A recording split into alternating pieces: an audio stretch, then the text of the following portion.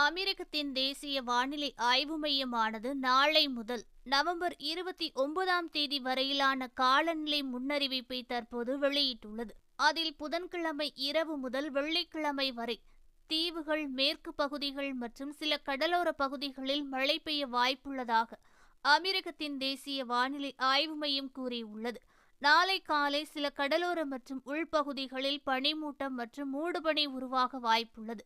அதே சமயம் நாளை வெப்பநிலையானது உயரும் என்றும் அதனைத் தொடர்ந்து வியாழன் மற்றும் வெள்ளிக்கிழமைகளில் வெப்பநிலை குறையும் என கணிக்கப்பட்டுள்ளது.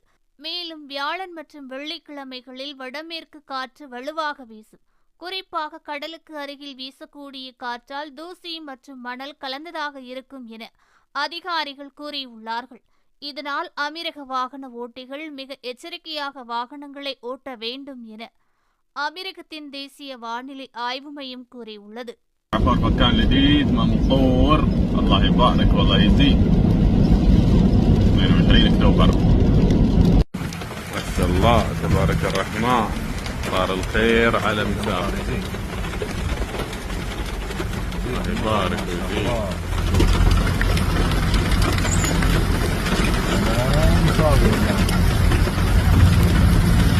طارات